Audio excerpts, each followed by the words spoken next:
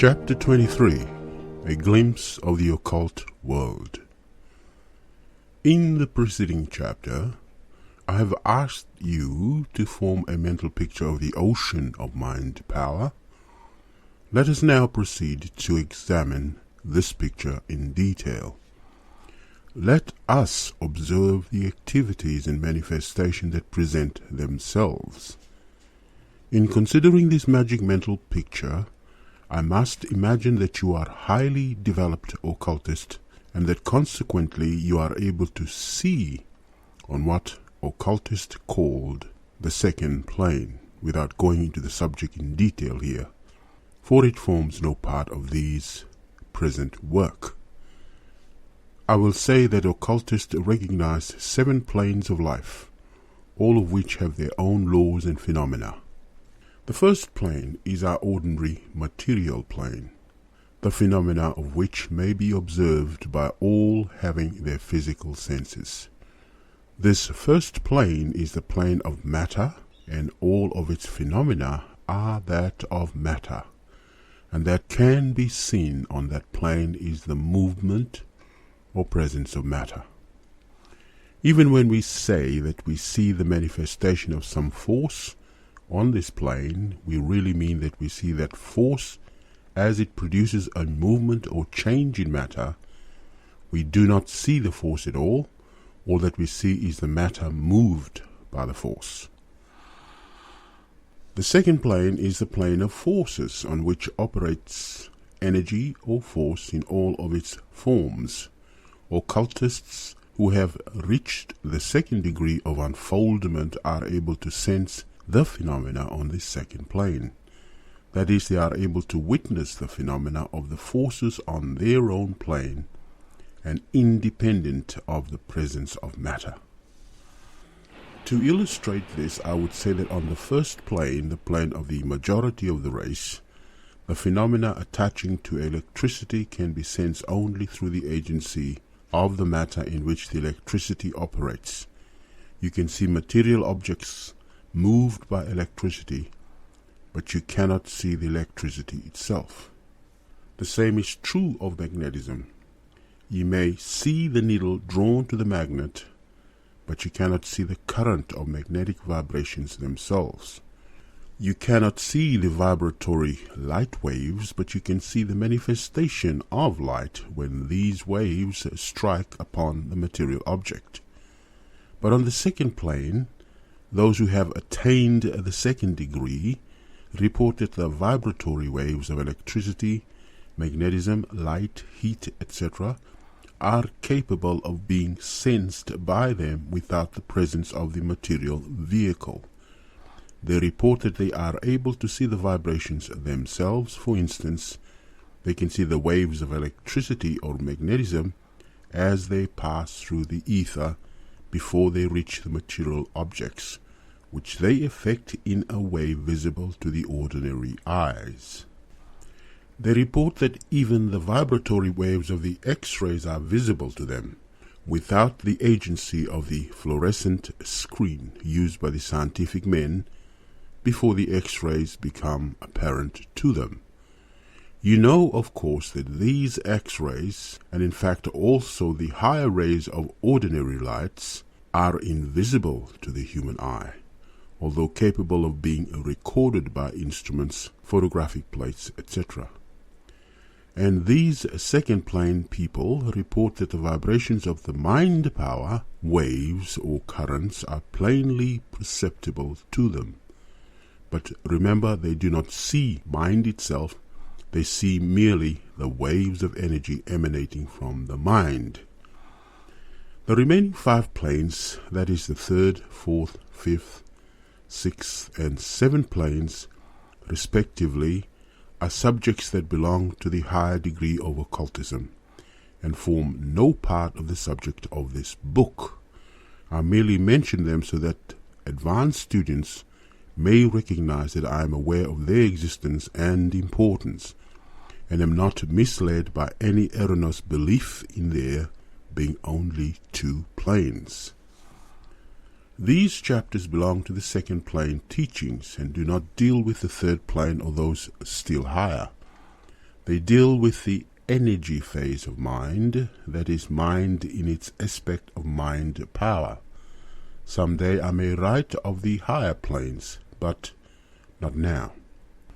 So, to return to our mind power picture, I will assume that you are able to sense the second plane phenomena, and thus actually see the passage and existence of mentative waves and currents. By giving you the teachings in this way, I will be able to picture the phenomena much clearer than if I held to the first plane method. I want to show you the forces themselves as well as their effect upon material forms. The first thing that you will see in our mind power picture is the presence of great clouds of vapory substance, somewhat resembling the fleecy clouds of a summer day, although some of the clouds are much heavier and darker looking. And you will note the presence of color in these clouds, some of them being a dull gray and others being tinted like the clouds at sunset or sunrise. It is a beautiful sight, this ever-changing mass of colored clouds of all kinds, shapes, forms, and degrees of density. Let us consider just what these various colors mean, for each has its own meaning, the color being dependent upon the degree of vibration, and the degree of vibration depending upon the feeling which started the waves into motion. I had not intended to mention this in these chapters, but I now see that I cannot omit it without causing a loss to my students. When one gets talking about second plane phenomena, it is hard to refrain from telling the story through to the finish. Let me give you the emotional colors, that you may recognize them as you see them in the picture. Here they are. Blue. Blue is the vibrational color pertaining to spiritual feeling and represents the various religious feelings and emotions, the shade growing lighter as the religious concept rises towards true spirituality. Light blue represents a high, unselfish spiritual feeling. A beautiful violet represents the higher religious feeling, and a peculiar shade which may be called ultraviolet, representing a spiritual unfoldment of a very high order. Yellow. Yellow is the vibrational color pertaining to the feelings and emotions associated with intellectual power, the shade growing clearer as the intellect mounts to higher conception. A dull dark yellow is the color of the ordinary intellectual state, while the brilliant intellect shows itself in a beautiful golden hue. There is a shade still higher than this, although most rare among the race. I allude to the shade of true primary yellow, which belongs to those who have attained a high degree of true occult unfoldment, the spiritually illuminate. The highest occult teachings informs us that the vibrational shade belonging to spirit or essence of being is a pure white light of an unusual brilliancy. Orange. Orange is a combination of yellow and red, pertains to those possessing the pride of intellectuality or intellectual ambition of a marked degree. Brown. Brown is the vibrational color of avarice and greed. Red. Red is the vibrational color of passion in all of its phases. Dull, deep red betokens the animal passions and sensuality. A dark, bright red betokens anger and hate.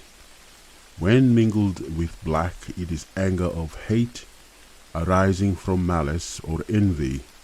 When mingled with green, it relates to anger from jealousy or envy. When shown without the mingling color, it denotes fight for some supposed right or ordinary cause. When this color is seen in the shade of crimson, it betokens a higher form of love, the shade becoming lighter and clearer as the degree of the feeling advances in the scale of character. A gross selfish love shows as a dull crimson, while a higher form of love displays a clearer shade, terminating in a shade approaching a soft rose color when the character of the attachment is on a high plane. Green. Green is a peculiar vibrational color and betokens a number of odd phases of feelings and emotion. A peculiar dull, dirty green betokens jealousy or envy. A grayish green indicates deceit, which shade becomes clearer and brighter as the quality of the deceit rises in the scale. A bright, clear shade of green is seen when there is a manifestation of tact, diplomacy, politeness, adaptability, etc. Gray. Gray is a negative vibrational color, which in its dark shades indicates gloom, depression or melancholy, etc., and in a bright, clear shade indicates selfishness, and in a certain pallid shade indicates fear or terror. Black. Black is the vibrational color of hate, malice, revenge, and similar states of feeling. These vibrational emotional colors, of course, combined and blend into each other in countless combinations, but the above will give you a key to the same. The vibrational colors of the two mental poles can scarcely be called colors at all, for their colors and shades are derived from the characters of the feeling inspiring them, which gives to them the degree of vibration and color indicating the motive or emotive impulse. But there may be seen a difference even in these two, that is, the emotive pole in its currents of desire force shows a scintillating effect, as if there were a multitude of minute sparks or stars in the current, and the motive pole in its currents of willpower shows an effect something like a multitude of tiny and minute lightning flashes playing in the stream or current. In addition to the shades mentioned above, there is another that should be mentioned while we are considering the subject.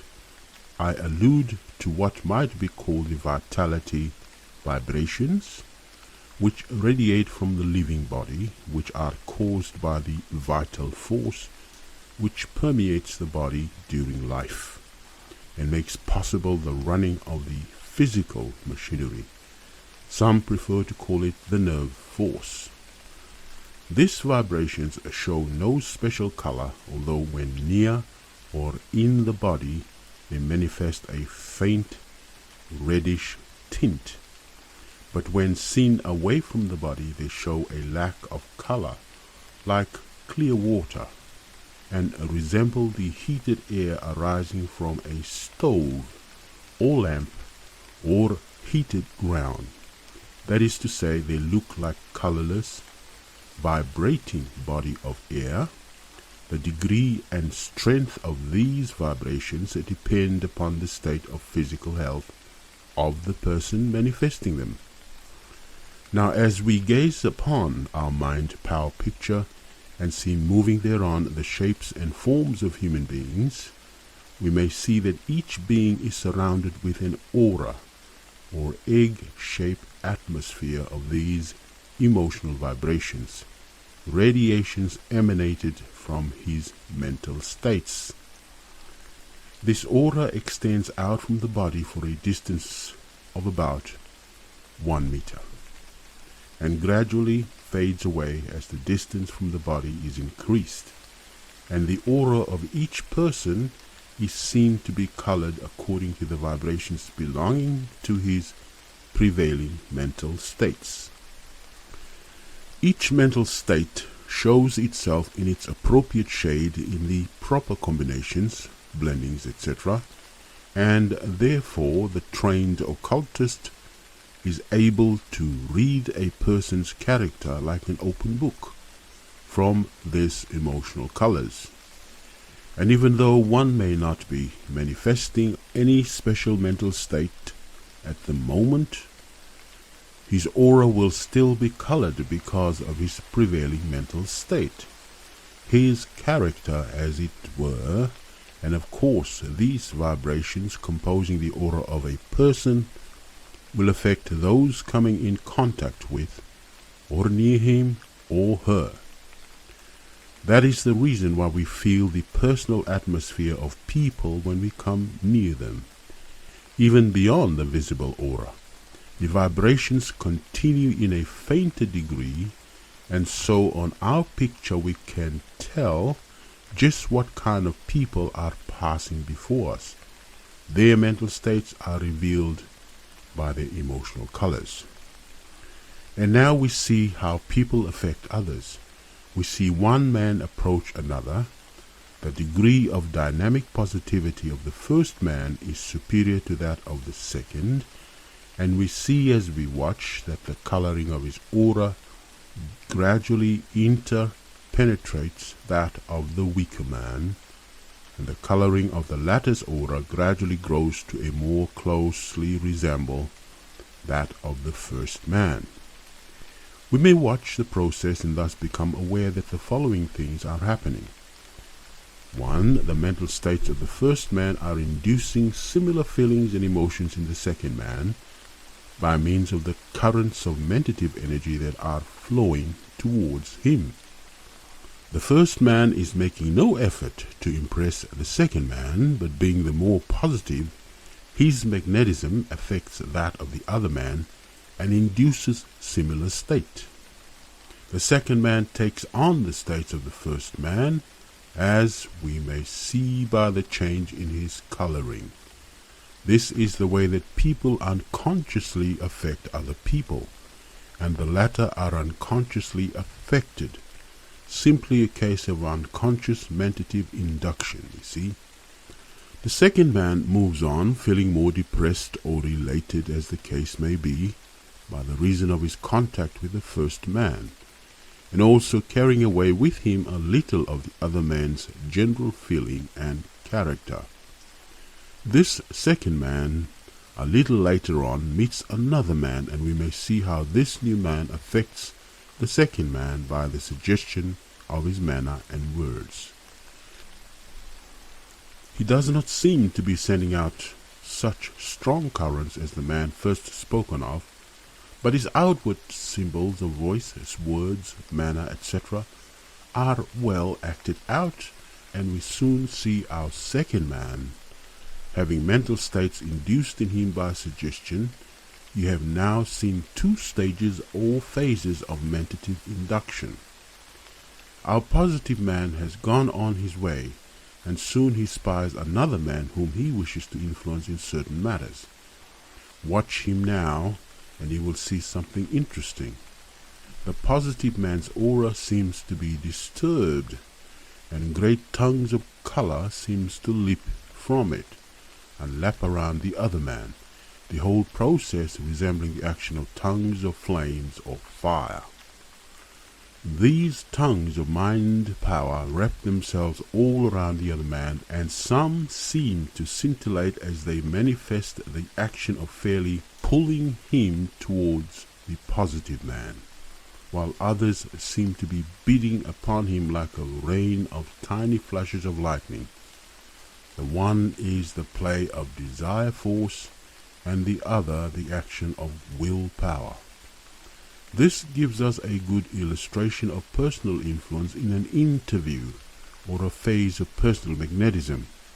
As the action grows more spirited, you may see that willpower of the positive man darting out in a straight, sharp flashes like great sparks from an electric battery, and you may see the process by which he beats down and neutralizes the willpower of the weaker man until he seems to exhaust it and take it captive, and the man accepts in the statements and demands of the stronger-willed man.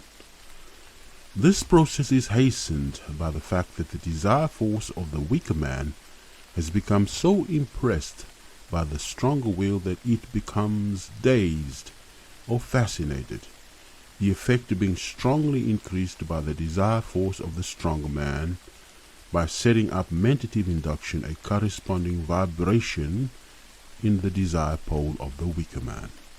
And a fourth element in the attack is that the strong desire force of the strong man also tends to pull the will of the weaker one towards it and away from its natural mate, its own desire pole. This is a case of a combined, determined attack. It is true that the positive man may not know a single fact regarding mind power, but he has learned the process of affecting and influencing others and bending them to his will and desire, although he is ignorant of the scientific explanation of the process. Every positive, dynamic individual understands this instinctively, and his knowledge increases as practice gives him more confidence in himself. These people pass from the scene, and we may see in their place men and women charming, alluring, and drawing others by reason of their desire force operating along the lines of the so-called love, but which is but little more than selfish animal passion, in some cases grosser than that manifested by the animals, because it is abnormal in its manifestations and inordinate in its demands. We see much of this in our picture, but we notice here and there that some people seem able to repel these attractions easily and are not affected by the currents of desire. Their general mental state is so different that great resistance is interposed, and the attacking current is deflected and defeated, even without the use of great effort of the will. You see many instances of this in all forms of mentative influence.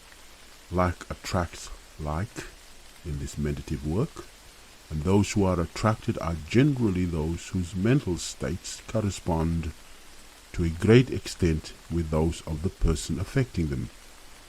There are of course exceptions to this rule, owing to ignorance and lack of experience, coupled with confidence and trust, but the rule is true in general. Passing before you in the picture, you see preachers influencing their congregations. You see the great currents of mentative energy rolling over the whole old church. The congregations being in a receptive and passive attitude, with wills relaxed, they actually draw out the force of the preacher. You may judge just what grade of religious feeling the preacher is pouring out by examining the shades of his blue emotional color. You will be apt to see a better shade among the poorer churches and denominations, and a very repulsive dark purplish blue among the fashionable churches as a rule. You will notice also the waves and currents arising from the congregation, which establishes the atmosphere of the church, and which will be immediately felt by a stranger entering its doors. You will see similar things at the theatres and political meetings, and all gatherings of the people, the color always giving you the key to the character of the meeting and the people attending it. Next, you see the hypnotist and his subject in a public hall. You will notice that the hypnotist's emotional color is not attractive. You will notice the neutral gray color of the aura of the subject, who seems to have squeezed every bit of his old mental states out of him. He is a professional subject, and is a slave of the professor. You will see the hypnotist magnetism pouring into the subject, and filling his mind completely. You will see how the will of the hypnotist supplants the will of the subject and dominates him absolutely. You will notice that both the desire pole and the will pole of the subject seem to show no energy of their own, but are moved entirely by the personality and mind of the operator. This is an extreme case, of course, but it better illustrates the phenomenon, and by its effect upon the audience, you may determine just how far advanced mentally they are, the color giving you the cue. Of course, mental suggestion is playing its part in all of these cases, but we cannot see that because it is not a current or wave, but is merely the operation of outward symbols in the direction of inducing mental states in others. We may see the induced mental states, but can learn the nature of the suggestion only by watching and listening at what is said and done.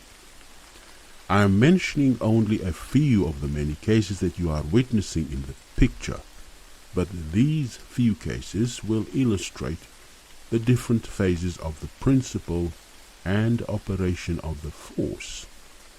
But all of these cases have given you merely an illustration of telementation at short range.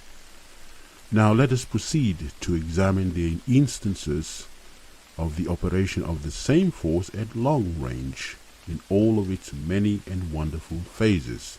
Before doing so, however, let us take a quick look at the mental atmospheres of the towns, cities, and villages, as well as of the buildings, localities, etc. Passing before us on the picture, this is most interesting and instructive. In the first place, you will notice the great clouds of mentative energy permeating every place and every corner, each showing its own shade of vibrational color, indicating the vibrations arising from the prevalence of certain mental states. I have spoken of the causes of this in a previous chapter and shall not repeat the details here.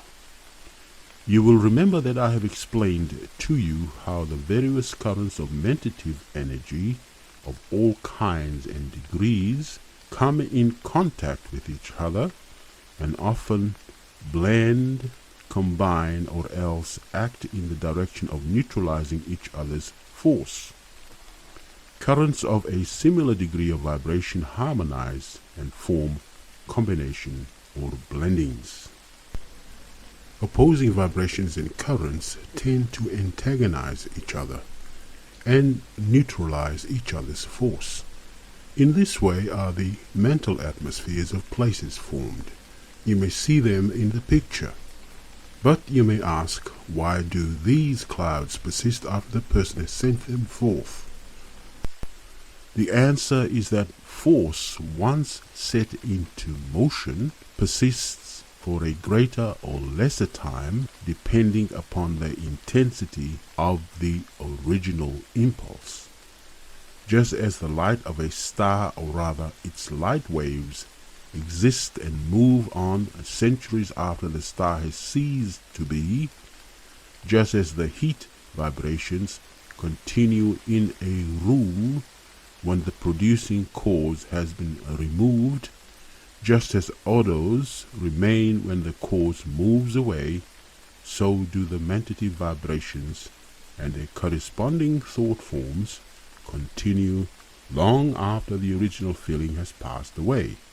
Yes, for years afterwards in some cases. In this way, places, houses, stores, etc. maintain atmospheres imparted by the vibrations of people long since moved away or passed away. Stores are unlucky because of the negative mental states of some people who have occupied them. Houses are haunted by reasons of the vibrations arising from intense desires or feelings or horror and fear of someone participating in a crime. either as a criminal or victim.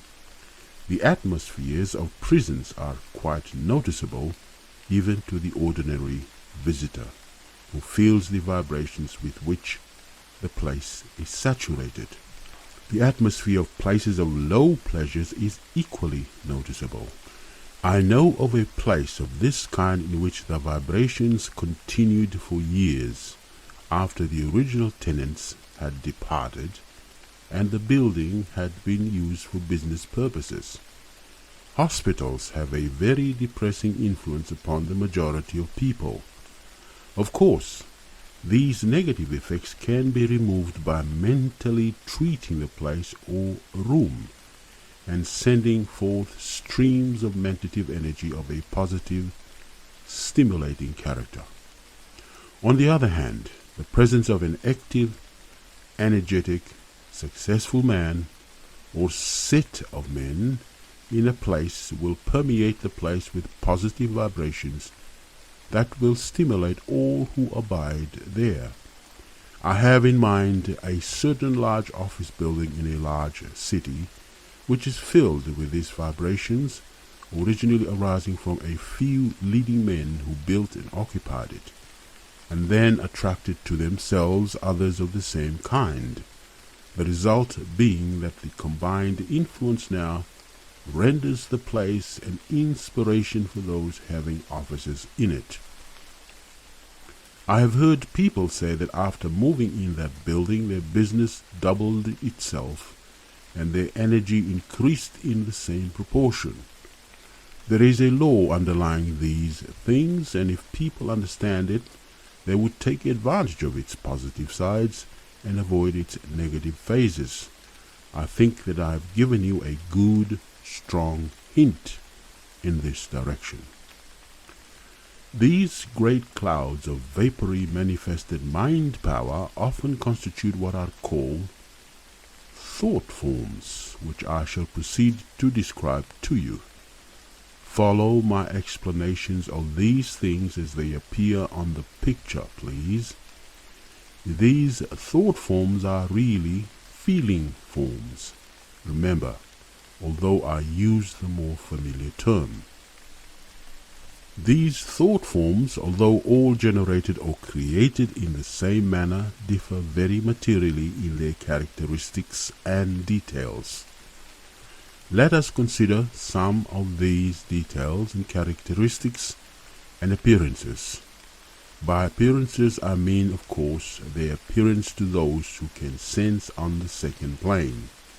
But whether one can so sense or not, the effect of these thought forms manifest upon them just the same. It is not necessary to see a thing in order to feel its influence. But you must understand this, of course, from what has been said already. The most common form is that of a series of undulating waves or ripples of a vapory cloud-like substance, passing out from the mind of the person experiencing the mental state originating them, the waves manifesting a ring-like form, moving out in every direction from the common center, just as do the rings caused by a stone having been dropped into a pool of water. The distance traveled and the rate of speed manifested depends upon the intensity of the emotional impulse. The speed diminishes according to the distance traveled, but long after the actual motion seems to have ceased, there exists an almost imperceptible motion that causes the outer wave to drift on in a lazy, listless manner. Another variety of thought forms manifest like a volume of smoke being blown from the lips of a cigar smoker. Such forms pour out in long streams, then spread out and broaden, although maintaining the direction originally imparted to them.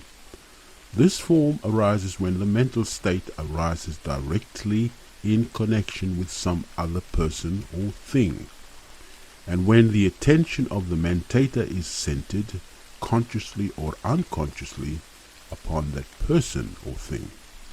In this case, the motion of the thought form is in the direction of the person or thing being directly considered by the mentator. Akin to this form is a series of forms resembling a puffing forth of smoke from a huge smokestack. Great puffs of mentative thought forms being sent out in certain direction as the jerky, repeated mentative impulses are originated and manifested in the mind of the mentator. Other kinds of thought forms pour forth steadily but lazily in the direction of the object thought of. Others still are ejected in all directions from the mentator, like the steam escaping from the lid of the tea kettle, which is being lifted by the force of the steam within. Still another form appears like a streak of light flashing from a mirror held in the sun. Certain particular forms of willpower manifest as vivid lightning flashes.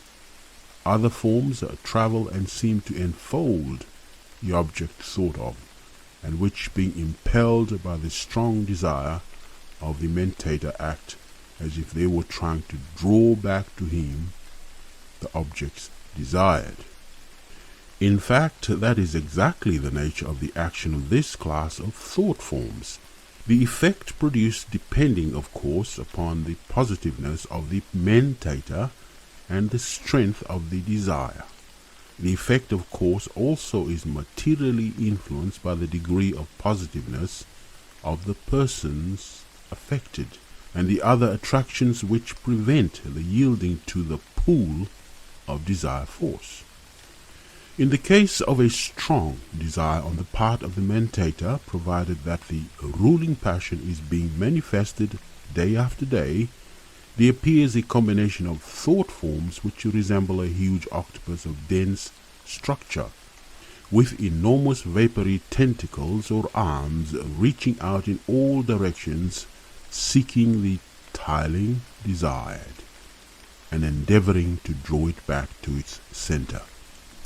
In the case of high aspiration, backed by a strong and active will, this combination will appear tinted with a color and shade of vibrational color corresponding with the character of the mental state, while in the case of low character of desire, the darker colors will likewise manifest themselves.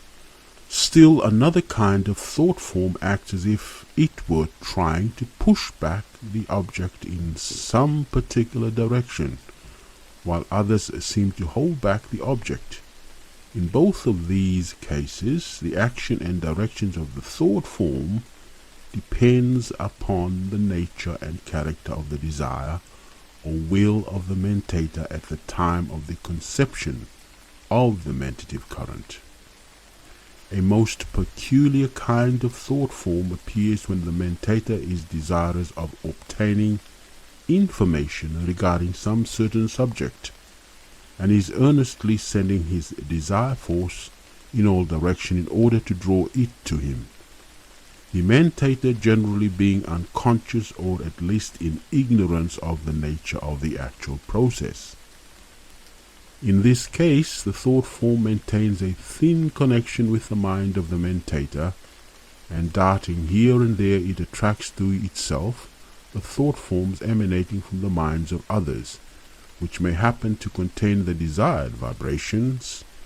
It even reaches out to the presence of other mentators and absorbs the mentative vibrations emanating from them, and literally steals their ideas if they have not properly guarded the same by their will. In this connection, I may call to your attention the well-known fact that persons thinking along the same lines, although in different parts of the world, are often brought in close rapport with each other in this way, as many people know by their own experience. In this case, the thought forms seem to act as a sort of mentative wire, conveying the vibrations of one mind to another. Very much akin to the last mentioned kind of thought form is another which occurs in the instances of direct telemental communication between persons. In this case, the thought form proceeds in a long straight line from one mind to another, and then act as a direct wire conveying the mentative currents or vibrations from one to the other. There is another variety of thought form that spreads out in gradually widening sweeps. The thought form having a rotary motion, the sweeps are in a constantly widening circle and reach out further and further each day according to the impulse imparted to them by the mentator. But the most peculiar feature of this thought form is a strange movement towards its own center, by which it sucks in all that it attracts to its vortex. This phase is manifested by men of strong positivity, whose enterprise and schemes are spread over large areas, and who set themselves up as centers of these mentative whirlpools, and draw to themselves all that come within the sweep of their influence. They make things come their way, in fact. I have described but a few of the manifold appearances and varieties of the thought forms that you see before you in the picture, but we shall consider a few more in detail as we proceed with the subject. In thinking of these thought forms, always picture them as having shape and form, like any material substance, for by so doing you will better realize the nature of their workings. Some thought forms indeed are not only things, but become so infused by the intense desire and will of the mentator that they become almost like living forces. Such thought forms carry the characteristics of the mentator to such an extent, are infused with his nature to such a degree, that when they are felt they seem almost like the actual presence of the mentator themselves. That is, as if he were present, urging his claims or statement in person. Such cases are of course rare, so far as conscious production is concerned. They may be good or bad. A strong desire on the part of a dying person has often caused an actual appearance by a loved one or friend, although the soul had not left the body. And in cases of dire distress or need, people often so draw upon those who care for them that the latter will send to them a powerful thought form of help, advice, and assistance. Trained occultists can do this voluntarily and consciously, but very few others have reached this stage.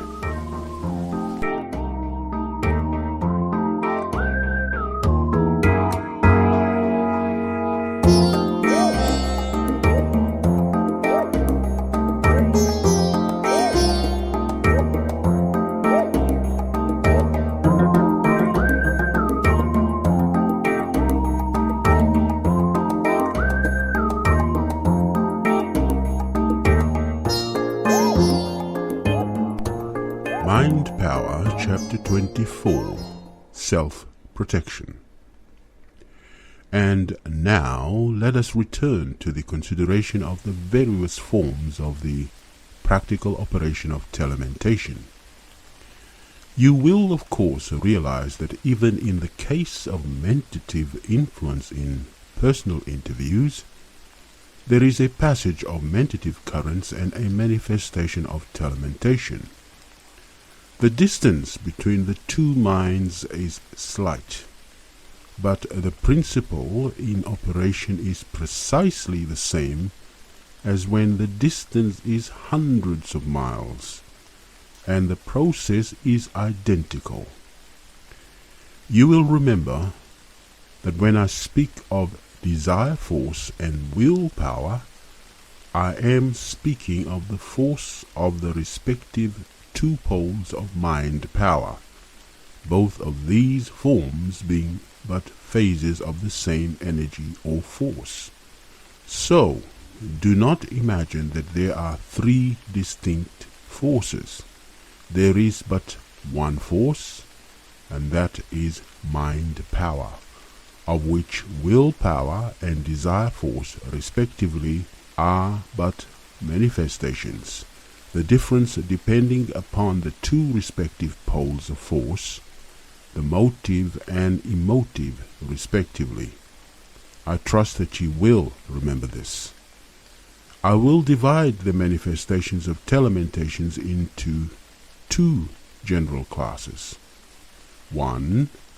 Direct telementation, that is, that use of the force with the direct purpose of influencing a certain person or persons. And 2. Indirect telementation, that is, the use of the force with only a general purpose of effecting the desired result, without special direction toward any particular person or persons. We will now consider these two classes of telementation in their different phases. First, in considering the subject of direct telementation, we see the cases in which personal influence is exerted in personal interviews and under circumstances in which the mentator and the other persons or persons are in close contact, that is, within each other's sight. Under this subclass falls the phenomenon of fascination and personal magnetism and personal influence, persuasion, charming, inducing, etc., etc. In all of their many and varied phases, we have seen these several manifestations as we have proceeded in these chapters, and we need not stop to further consider them at length in this place. You understand that the effect is caused by the outpouring of the mind power in the forms of will power and desire force, to the end that similar mental states are induced in the minds of others, and the desire or will of the mentator is satisfied to a greater or lesser degree or completeness according to the circumstances of the case. The second subclass includes those instances of telementation at a long range, which produces the phenomena of mental influencing, will projection, and other forms of influencing under many names and disguises, including, of course, the employment of the force for the benefit and advantage of the person treated or influenced, as well as the repulsive and deplorable use alluded to as having been practiced by all peoples in all times for the purpose of injury to others and selfish profit and advantage of the users. This includes what is known as white magic, or use of the force in an unselfish and justifiable way, and with worthy ends in view, and black magic, or the use of the same force for unworthy ends and in selfish and unjustifiable ways. But, as I have said in the early part of these lessons, this force is like any other great natural force, and is capable of being used for good or for evil, according to the moral state of the user. It is true that the black magician is always entangled in his own web, sooner or later, and falls a victim to the forces he has aroused, but that does not alter the statement that I have made.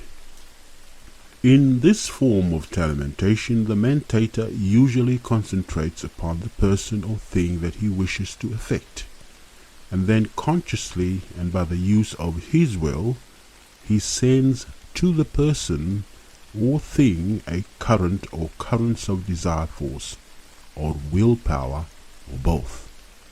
It is known to occultists that the degree of effect so produced depends largely upon the degree of concentration employed by the mentator. The degree of concentration depends upon the will and manifested in the form of attention. The usual plan is to use the concentrated will to form a clear mental image of the person or thing to be affected, and then to proceed as if one were in the actual presence of the person. The clearer the image, the greater the degree of concentrated will employed, and consequently the greater the degree of the projecting power of the current.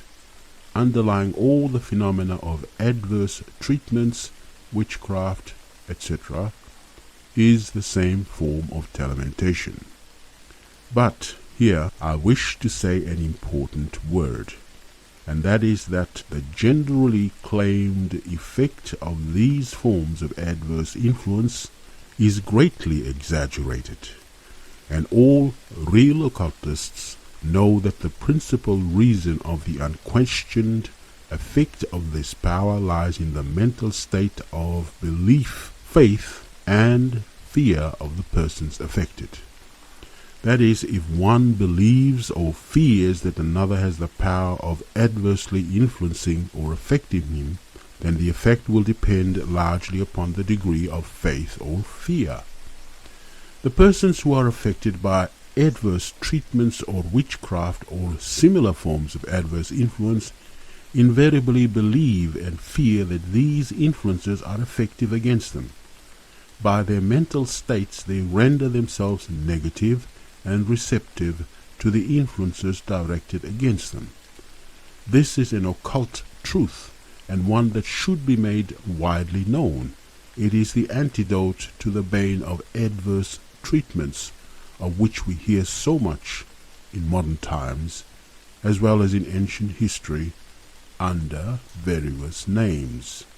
If people would only assert their individual power as centers of power, they would surround themselves with such a positive protective aura that the waves of adverse vibrations would beat against them without ever reaching within their mental structure.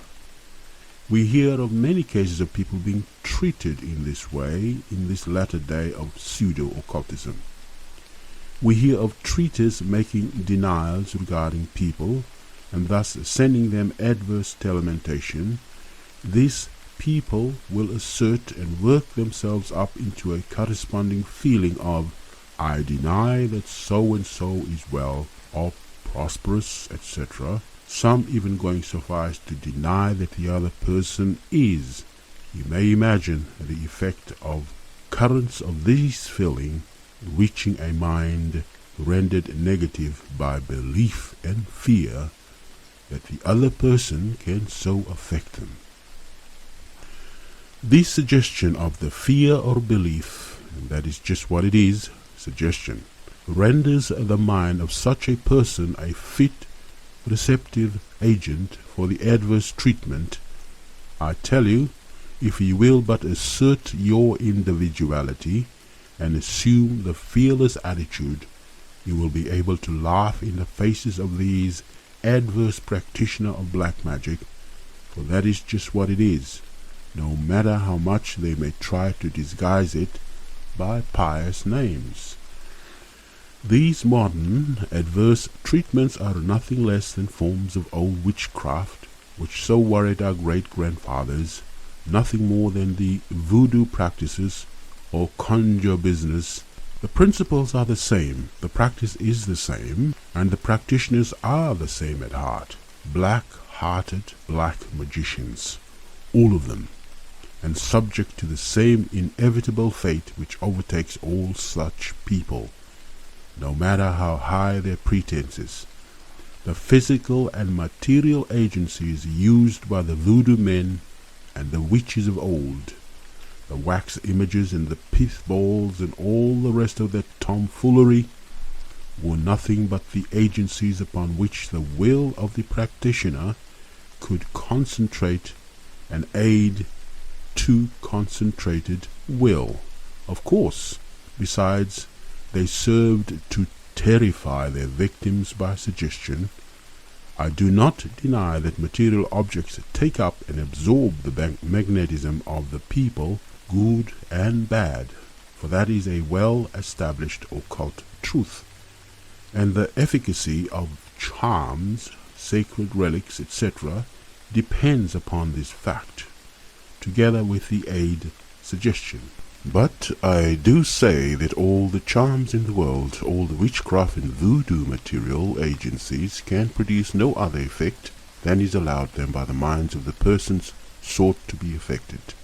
Fear and belief determines the degree of receptivity to such influences. The kahuna or prayer man of Hawaii prays people to death unless they bar him off, but it is the fear and belief on the part of the people that render his work effective. If they would say, go away to him, mentally, by asserting their individuality, as meditative centers, they would be absolutely immune. I need not recount the many instances of this kind of telementation for adverse purposes, for the pages of histories are full of them, although the historians sneer at the whole subject, deeming it a myth and laughing over the credulity of our forefathers, notwithstanding the fact that witches and conjurers went to the scaffold and stake, confessing their guilt. It is all very well to attribute it all to the imagination of the persons affected, but why do they not tell us a little about this strange imagination that produced such real effects upon people? The cause may have been imaginary, but the effects were certainly very real. I will relate but one instance which will serve as a type of these forms of telementation. It is cited by an old German physician. He relates that he was consulted by a farmer who complained of being disturbed at night by strange noises which sounded like someone striking iron. The noises occurred between the hours of 10 and 12 every night. The physician asked him if he had any enemy he suspected of thus influencing and annoying him. He replied that there was no one but an old village blacksmith, an old enemy whose power he feared and who lived several miles from the farmer.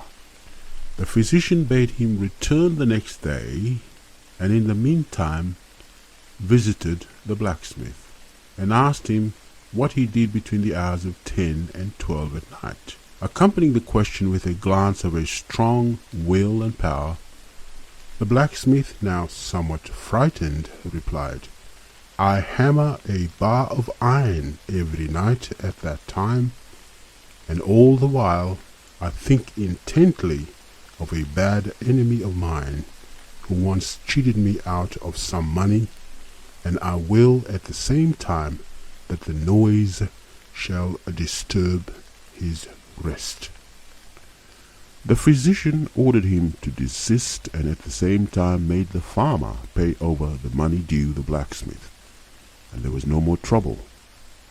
If you wish further instances of this sort, turn over the pages of any old book which treats upon the witchcraft delusion, and note the similarity.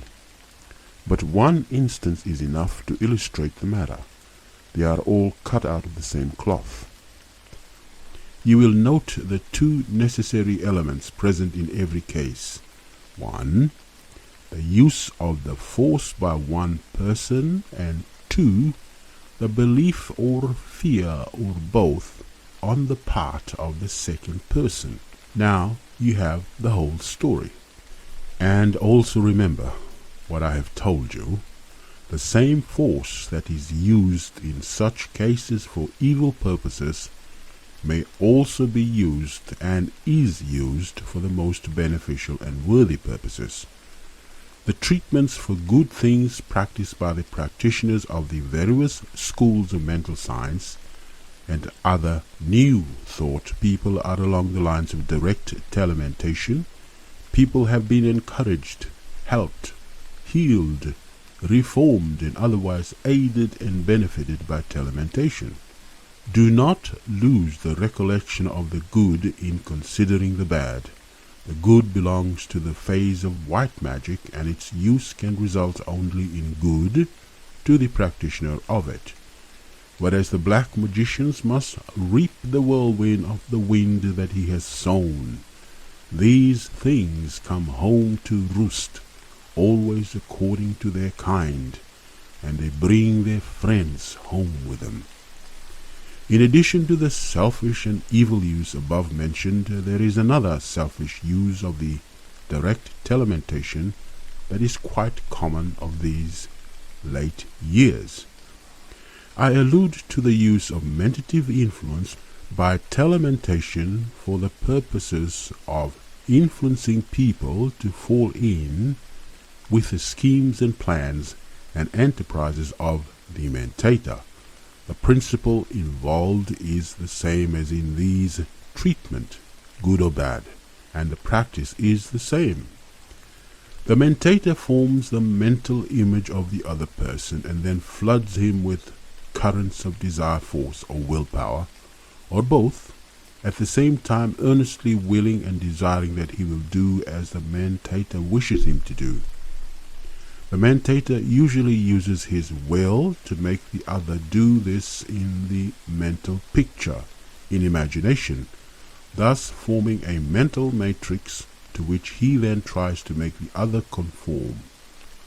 This is a form of visualization, of which I shall speak presently.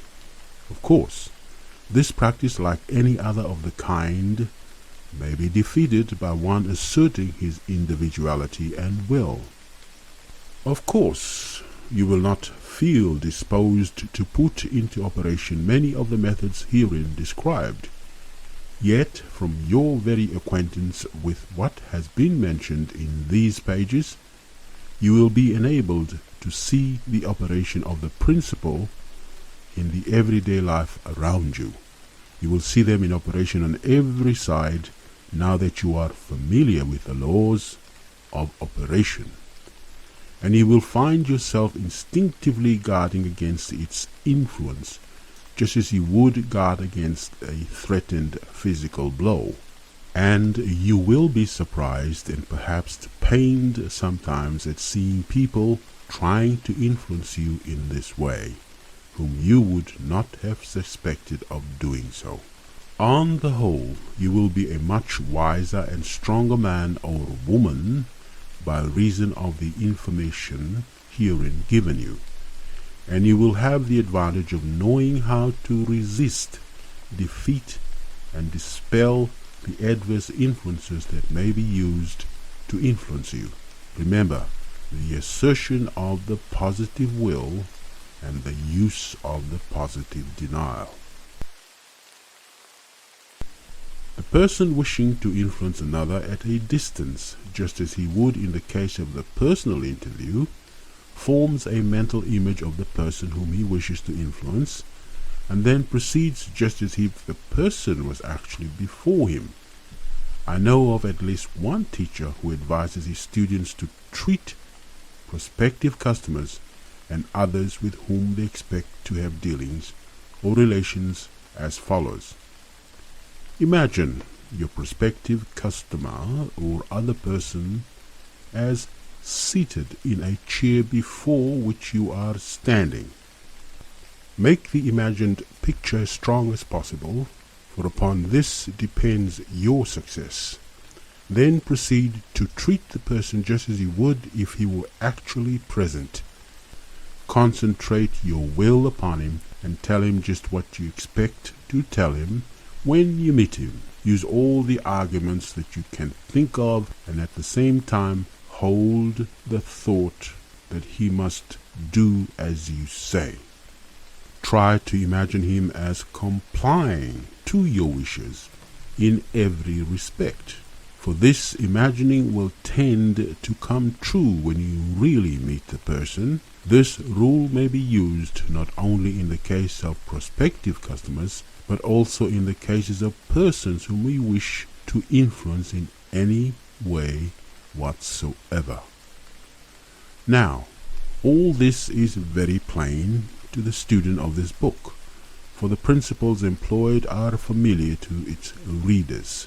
The result of a practice like the above would undoubtedly tend to clear a mentative path in the other person's mind and make easier the effect of a subsequent interview, for the other person would be thus accustomed to the idea, thought or feeling, and the work of clearing away the mental underbrush would be done in advance. But fortunately for us all, we have the antidote for this bane if we have acquainted ourselves with the underlying principle of the subject. So important do I regard the subject of self-protection in connection with direct telementation that I have thought it well to add to this chapter the following general rules, which I trust you will read carefully, and with which you should fully acquaint yourself. The bane is well known, the antidote is known but to a few. For this reason I attach much importance to the study of the latter at this place.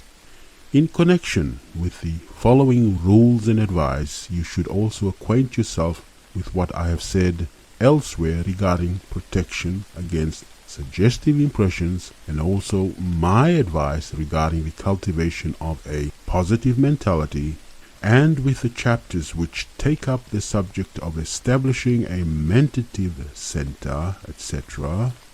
Here are the rules. 1. In the first place, steady your mind. Calm your feelings. Then pause for a moment and say the words, I am, calmly and forcefully, at the same time forming a mental picture of yourself as a center of force and power in the great ocean of mind power. See yourself as standing alone and full of power. Then mentally form a picture of your aura, extending about a yard on all sides of you in an egg-shaped form. See that this aura is charged with your willpower, which is flowing outward, repelling any adverse mental suggestions that are being sent to you, causing them to fly back to the source from whence they came. A little practice will enable you to perfect this picture, which will greatly aid you in creating a strong positive aura of will, which will prove to be a dynamic armor and shield. The affirmation I am is the strongest known to occult science, for it is a positive statement of actual being. You may use the following affirmation also if you please. It has helped many. I assert my individuality as a center of force, power and being. Nothing can adversely affect me. My mind is mine, and I refuse admittance to unwelcome suggestions or influences. My desires are my own and refuse to admit undesirable vibrations by induction or otherwise. My will is my own, and I charge it with the power to beat off and repel all undesirable influences. I am surrounded by an aura of positive will, which protects me absolutely. The following denial has proved of the greatest value to many. I deny to all or any the power to influence me against my best interests. I am my own master. These words may seem simple, but if you will use them, you will be surprised at their efficacy. You will realize, of course, that it is the mental state aroused by the words that does the work, rather than any special virtue in the words themselves. Number 2. guard yourself from acting upon impulses. When you feel a sudden or unaccountable impulse to do this thing or that thing, stop and assert your positive individuality, and then drive out all outside influences by repeating the affirmations, etc., given above, and by creating the proper mental picture. Then, when you have recovered your balance, consider the impulse and decide whether it is to your best interest or otherwise. You will be able to see this clearly by reason of your mental house cleaning a moment before. Then, if the impulse seems to be against your best interest, drive it from you, saying, I drive you away from me. You do not belong to me. Return to those who sent you, or other words to that effect. This may be rendered more forceful if you will but create a mental picture of the discarded idea flying away from you in the shape of a tiny thought wave. These mental pictures aid one very materially in such matters, both in the sending forth of an idea as well as in the discarding of one. 3. Cultivate the picture and idea of a positive aura, and always think of yourself as being encased in such a one. See yourself as a strong, positive I, a center of power, encased in an impregnable sheath of auric force. You will thus be able to build up yourself in a mighty center of defense. You will be surprised at the confused manner of people who try to influence you when they come in contact with this aura, and find their suggestions and mentative currents being cast back upon themselves. Such people find themselves all broken up when they meet a condition like this, which they do not understand, for very few of them are practical occultists. The mental picture of yourself as a center of power surrounded with a positive aura will, if persisted in, render you extremely positive, so that your influence is sure to be felt by the world with which you come in contact with. You will often be amused by occurrences following after the rejection of these stray impulses. You will find, if you have had an impulse to buy a certain thing or sell a certain thing at a sacrifice, that in a day or so, perhaps an hour or so, you will be approached by some person who will advise you personally to do the same thing, the person being likely to be benefited by the scheme or plan. I do not mean that such person has necessarily tried to influence you by mentative currents, for he may not have had consciously done so, but nevertheless that is just what has happened. His desire or will has caused these currents to flow in your direction, and you have felt them. Now that your eyes have been opened to this fact, you will be amused and surprised to see how many corroborative proofs you will receive. But always assert your individuality as a center of power, and all will be well with you in these matters. A man's mentative force is immensely more powerful when he uses it to protect his individuality than when he uses it to attack the individuality of another. In fact, if everyone understood the laws of mentative defenses, and would avail himself of the information given under this head, there would be almost a total absence of mentative attack, or the futility of the same would soon be recognized. The only reason that the strong individuals are able to affect the weaker ones so frequently is because the others do not know their inner power and make no defense. In fact, the majority of people do not know of these laws at all, and if one tells them, they sneer and smile knowingly, tapping their foreheads to indicate that their informant is just a little bit off, Poor sheep! They are so happy in their ignorance and conceit that it almost seems a pity to disturb them.